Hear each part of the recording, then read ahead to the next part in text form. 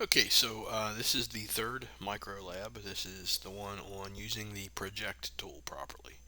And this is the 12 easiest points you're ever going to get in this class.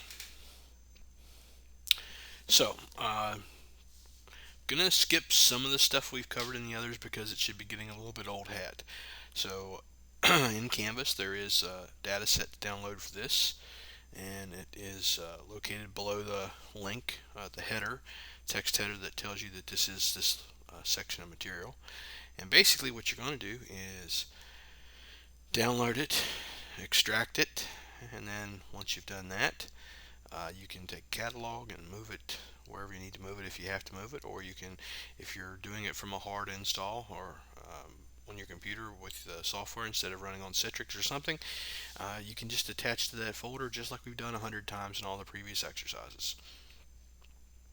So, I'm assuming that you've kind of got all that, and if you don't remember how, go back in one of the first two microlabs and we cover it pretty extensively.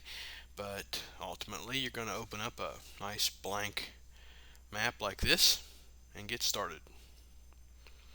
And so the first thing I did was looked at the data, and the data is airports, and this is airports in West Virginia. And you see here that it says airports, West Virginia DOT 1998, UTM 83. That's kind of important because this data comes in with the projection is undefined, but we know it's in UTM 1983, NAD 83, so that makes it a little bit easier to deal with. Now, how do we do this? If you had to, you could go to the little folder over there with the black plus and connect to it to find it, but I've got it on my desktop here in a folder called airports, and once I've extracted it to that, I can simply go there using the add data button, and then it will allow me to then select this and click the add button. And as soon as I do, the first thing I get is this warning that it can be displayed but it can't be drawn, or it can be drawn but it can't be projected. Alright, so then you simply click OK. It throws the data in. You see the distribution of the airports, but you know the projections are off, and so we're going to go into our toolbox, ARC toolbox, and under data management we're going to go down to projections and transformations, and we're going to use the define project tool just like you did in the first lab. Once you have that tool, you're going to bring in the airports data layer, and then you're going to set it to NAD 83 UTM zone 17 north. That is the particular projection for this data set. I looked it up, save you the hassle of doing that. So once you apply this, then this data set will be proper and able to be displayed.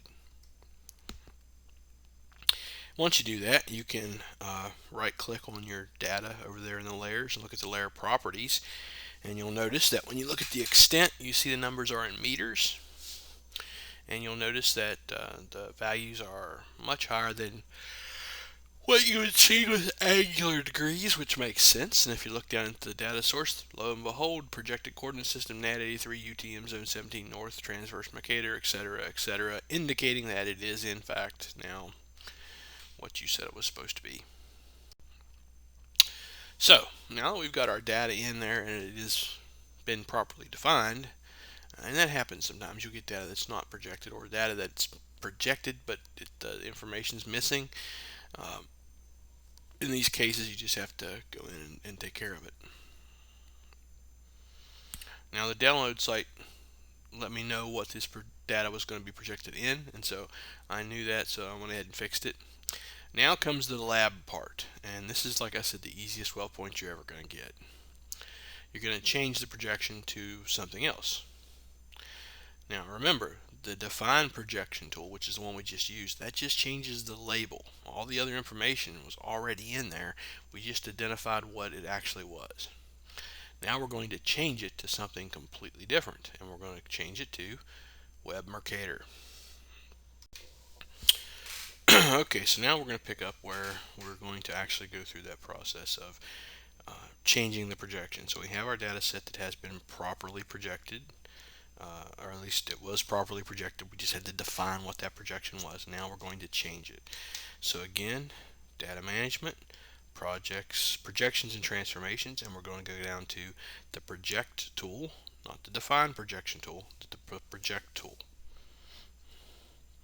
It opens up a nice little dialog box like this where you're going to input your data set. It will then fill out some of the other boxes. You will select your output coordinate system. Just basically go through and pick that Web Mercator auxiliary sphere one that we've used in some of the other earlier stuff. You won't have to assign a geographic transformation for it, and then just click OK. And here's the one I'm talking about, WGS84 Web Mercator auxiliary sphere. And again, like I said, you don't have to pick a geographic transformation. It gives you a little warning there, it tells you it's optional, and the reason is the sphere that the Web Mercator uses in the NAD83 are so similar. There's really not a need for transformation.